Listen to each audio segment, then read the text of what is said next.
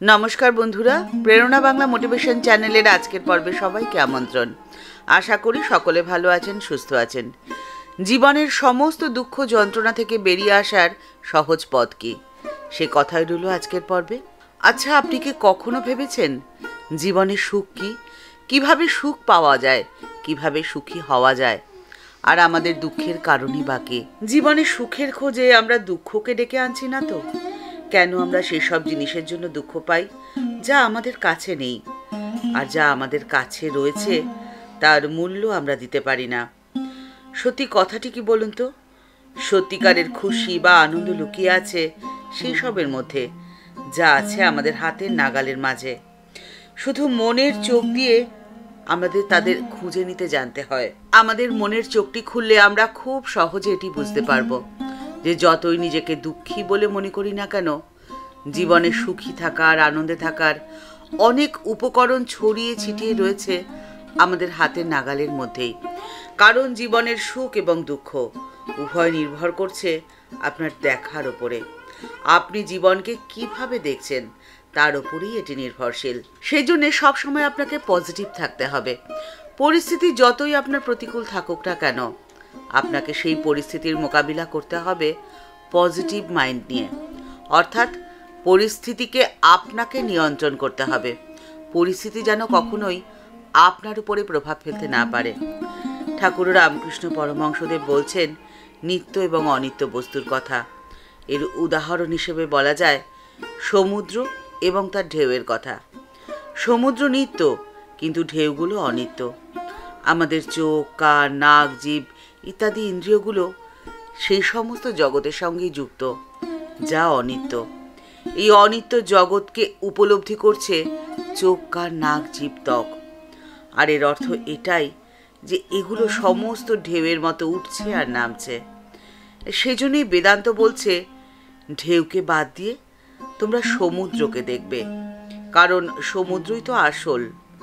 আর জ্ঞানযোগ তো সেই সমুদ্র বা প্রকৃত স্বরূপের কথা বলে, যারই নাম ব্রহ্ম বা আত্মা। আর ঠিক এই জন্যেই মায়া, ব্রহ্ম, আত্মা ইত্যাদি সম্পর্কে জানা খুব দরকার।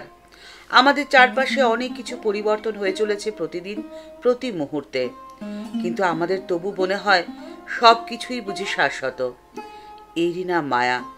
আর এই মায়ার জন্যই সমস্ত দুঃখ, সমস্ত যন্ত্রণা। মায়া বলতে তো কোনো ভেলকি নয়। মায়া বলতে যেগুলো আছে সেগুলোকে শাশ্বত মনে করা, আর সেগুলোকেই আঁকড়ে ধরে বাঁচার চেষ্টা করা। ঠিক যেমন আমাদের শরীর। একদিন এই পৃথিবীতে যখন শরীরটি এসেছিল তখন সে ছিল নিতান্তই একটি শিশু, কিন্তু ধীরে ধীরে সেই শরীরের হয় নানান পরিবর্তন। কিন্তু আমি এই শরীর, এটা ভেবে নেওয়াই হলো প্রধান মায়া। এই শরীরকে আমি ভেবে তাকে আঁকড়ে ধরে বেঁচে থাকার কতই না প্রাণপণ চেষ্টা, কত লড়াই, কত সংগ্রাম। কিন্তু একদিন সমস্ত কিছু ছেড়ে এই শরীর চলে যায় পৃথিবী ছেড়ে, কিন্তু আপনি থেকে যান। আর যেদিন এই অনুভব আপনি করতে পারবেন, সেদিন থেকে আপনার না থাকবে কোনো দুঃখ, না থাকবে কোনো যন্ত্রণা। আর এই উপলব্ধি করার জন্য প্রয়োজন জ্ঞানযোগ। স্বামীজি বলছেন জ্ঞানযোগ বলে ভ্রান্তি দর্শন চলে গেলে শান্তি আসে, জীবনে পাওয়া যায় সুখ। কিন্তু এই ভ্রান্তি কোথায়? আতাস্মিন তদ্বুদ্ধি। যা নশ্বর সেটাকে শাশ্বত মনে করা, আর যা শাশ্বত সেটাকে ফিলোসফি মনে করা, এরই নাম ভ্রান্তি। নামরূপ অনিত্য। আর এই জ্ঞানযোগের তত্ত্বটিকে মনে রেখে যদি জীবনযাপন করা যায়, তবে জীবনে থাকে না কোনো দুঃখ, কোনো যন্ত্রণা। কারণ তখনই জানা যায় এই জগতের সব কিছুই অনিত্য, সম্পর্ক অনিত্য। আজকে যে আপনার আপন, কাল সে হয়তো পর। আজ যে আপনার প্রাণ প্রিয় বন্ধু, কাল হয়তো সেই আপনার চরম শত্রু। আজ আপনি হয়তো দারিদ্রতার সাথে সংগ্রাম করছেন, কিন্তু কাল আপনি হবেন প্রচুর ধন ও সম্পত্তির অধিকারী। কিন্তু পরিস্থিতি যেমনই হোক না কেন, আপনি সুখকে কখনোই হাতছাড়া করবেন না যদি আপনি জ্ঞানযোগের মধ্যে দিয়ে জীবনকে পরিচালিত করতে পারেন। আর এটাই হলো জ্ঞানযোগের মাহাত্ম্য। স্বামীজি বলছেন আত্মাই প্রকৃত আমি, যে নিত্য এবং সর্বশক্তিমান। তখন বাইরে সুখ, আনন্দ খোঁজা কমিয়ে দেব আমরা। অন্তর্নিহিত আত্মার চিন্তন করতে শুরু করলে অপূর্ব একটি ঘটনা ঘটে। স্বামীজি বলছেন, আত্মা প্রবুদ্ধ হলে শক্তি আসে, মহিমা আসে, সাধুত্ব আসে, পবিত্রতা আসে, যা কিছু ভালো সমস্ত কিছু আসে। প্রতিদিনের জীবনে জ্ঞানযোগ অভ্যেস করার তাৎপর্য হলো আমাদের এই কথাটি মনে রাখা যে আমরা আত্মা, যা অনন্ত শক্তি, অনন্ত আনন্দের উৎস। তখন জীবনে পাওয়া যায় যথার্থ তৃপ্তি এবং শান্তি। আলাদা করে আমাদের সুখের সন্ধান করতে যেতে হয় না বাইরে কোথাও।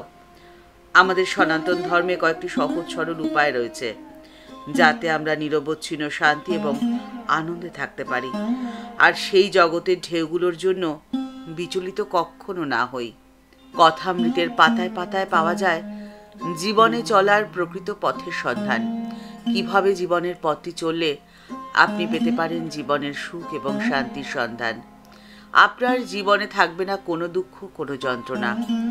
ঠাকুরমা ও স্বামীজির চরণে এই প্রার্থনাই করি, আপনি যেন আপনার জীবনের সমস্ত যন্ত্রণা দুঃখ দূর করে জীবনে আনন্দ এবং শান্তি লাভ করতে পারেন। ঠাকুরমা ও স্বামীজির চরণে প্রণাম জানিয়ে আজকের পর্ব এই পর্যন্তই। দেখা হচ্ছে পরের পর্বে। আজকের পর্বের উপস্থাপনা যদি ভালো লেগে থাকে তাহলে তা কমেন্টস বক্সের মধ্যে জানাতে ভুলবেন না। আর আমাদের এই ছোট চ্যানেলকে ভালোবেসে যারা আপন করে নিয়েছেন তাদের জানাই ভালোবাসা, শ্রদ্ধা ও প্রণাম। কিন্তু যারা এখনও এই চ্যানেলটি সাবস্ক্রাইব করেনি তাদের কাছে বিনীত অনুরোধ রইল এই চ্যানেলটি সাবস্ক্রাইব করে বেল বাটনটা ক্লিক করে দিয়ে অল বাটনটিতে ক্লিক করে দেওয়ার জন্য। তাহলে এই চ্যানেলে ভিডিও আপলোড হওয়ার সাথে সাথেই আপনার কাছে নোটিফিকেশন চলে যাবে। সবাই ভালো থাকবেন, সুস্থ থাকবেন। দেখা হচ্ছে পরের পর্বে। নমস্কার।